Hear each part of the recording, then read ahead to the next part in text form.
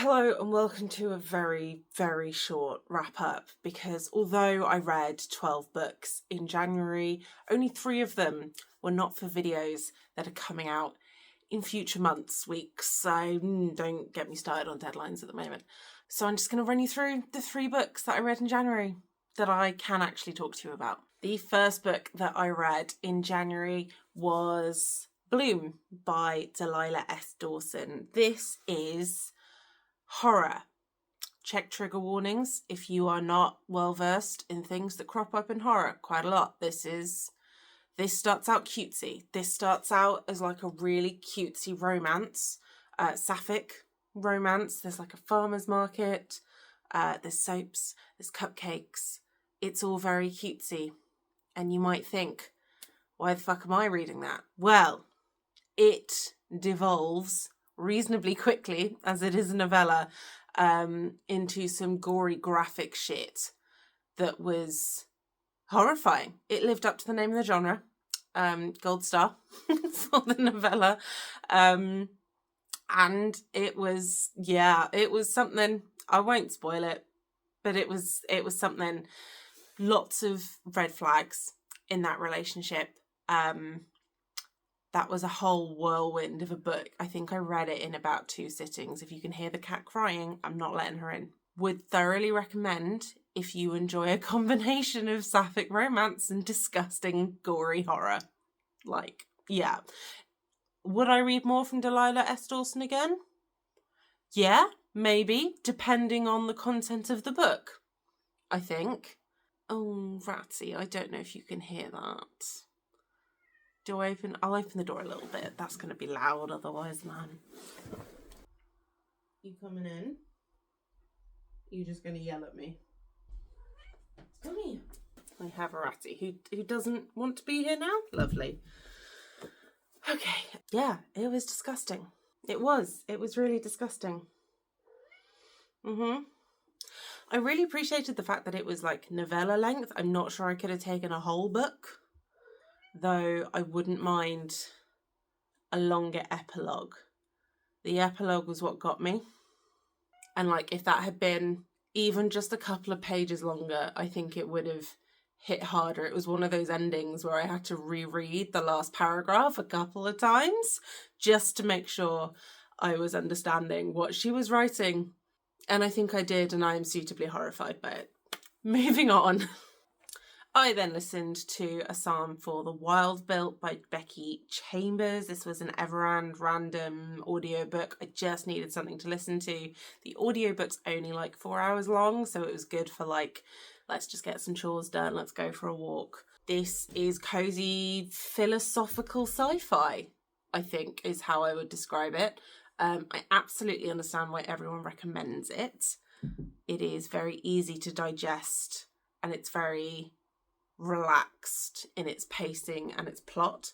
I'll be honest, I don't remember a lot of it. I wasn't particularly blown away by it, but it was a nice, relaxed story. Another novella, another short one, just to break up some of the heavier reading that I was doing in January.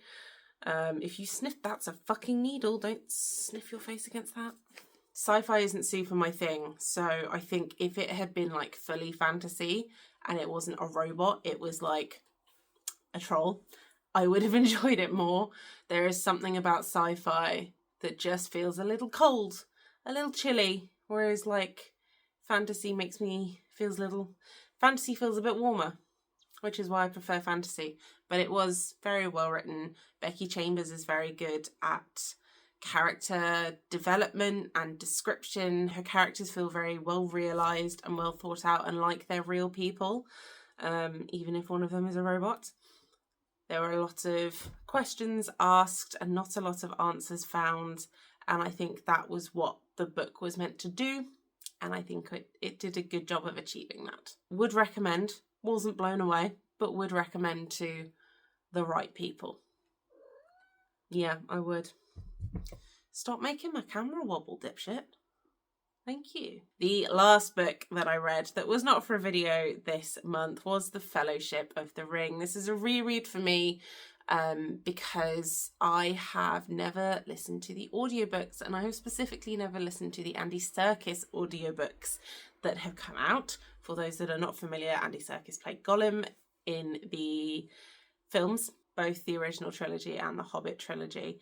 He is a fantastic voice actor, and he does such a good job with these audiobooks. And it's funny how you think you know a story until you reread it. Because I have only read The Fellowship once. I grew up on the films, so the films are my preferred medium of absorbing Lord of the Rings. Two Towers is my favourite, just because, like, Rohan. I liked that Andy Serkis took inspiration from the films and the actors that played the parts in the films. He pulled on those accents and those ways of speaking and some of the same cadences that the actors used in the films.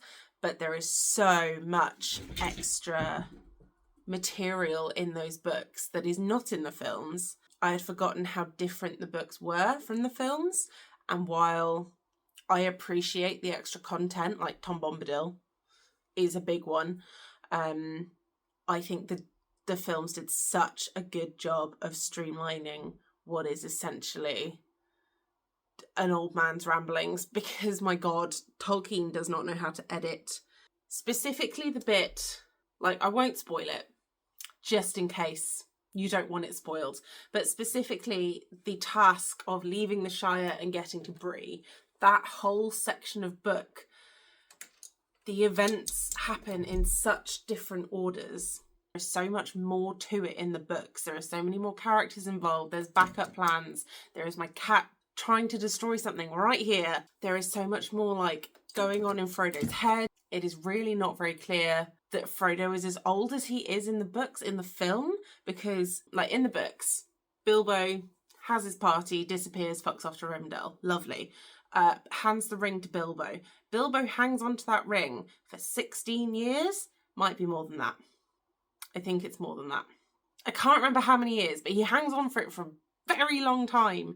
Frodo is like 50 years old when he buggers off and starts his journey. And that is not necessarily portrayed very well in the films, I think.